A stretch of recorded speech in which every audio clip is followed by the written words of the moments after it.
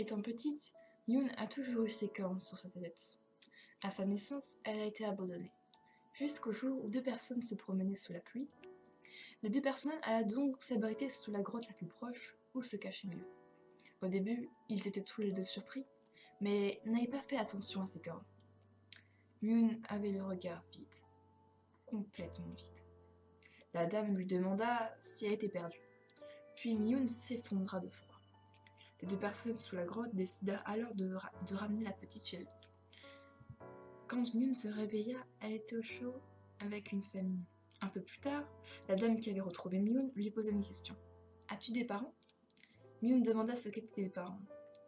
La dame comprit et ils décidèrent de garder Yoon et de l'élever comme leur propre fille. Yoon vit donc des jours merveilleux et retrouva le plus grand des sourires. Un jour, le père de Yoon fut malade. Sa mère décida donc d'emmener son mari chez le médecin le plus proche, c'est-à-dire en haut d'une montagne.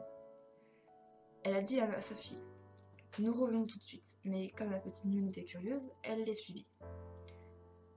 Au milieu de la montagne, sa mère poussa un cri. Yoon se précipita. Un monstre immense sortit d'une grotte sans fin. Yoon comprit vite que le monstre ne voulait pas du bien à ses parents. Non. Elle courut et en voulant protéger sa mère, le monstre arracha le bras gauche de la petite et tua sa mère.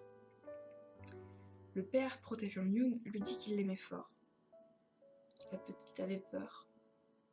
Son père mourra aussi tué par le monstre. Yoon avait de nouveau les yeux vides. Vides de peur cette fois-ci. Le monstre laissant la petite repartir. Yoon ne réfléchit pas. Elle regarda dans le sac de sa mère, elle prit la trousse de secours et metta un bandage autour de ses blessures de ses parents. Malheureusement, ils étaient déjà morts. Ça ne servait plus à rien de mettre des bandages. Elle décida donc de se mettre les bandages à elle, pour que l'hémorragie arrête de son bras gauche. Elle trouva aussi une cape et se souvenut des mots que lui avait dit sa mère. « Yoon, le jour où nous ne serons plus avec toi, cache tes cornes, personne ne doit les voir. » Yoon mettait la cape, puis, tout d'un coup, elle se retourna vers ses parents. Elle s'effondra en larmes. Depuis ce jour, Yoon n'a plus jamais pleuré et s'est promise d'aller de l'avant. 12 ans plus tard, Yoon intégra une guilde. Elle ne cachait plus ses cornes, mais son bras gauche, oui. Elle était heureuse, mais assoiffée de vengeance au fond d'elle. Elle se jura de tuer le monstre qui avait mis à mort ses parents.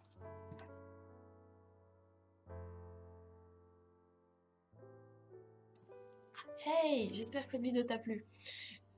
J'ai fait un petit avant-après dans mes dessins pour voir un peu l'évolution que j'avais fait en un an. Si vous avez des conseils à me dire, à ce que je pourrais changer, n'hésitez pas à me le dire en commentaire. Et vous pouvez toujours participer au concours de Clarine62, je vous mets le lien en description. Allez, bye!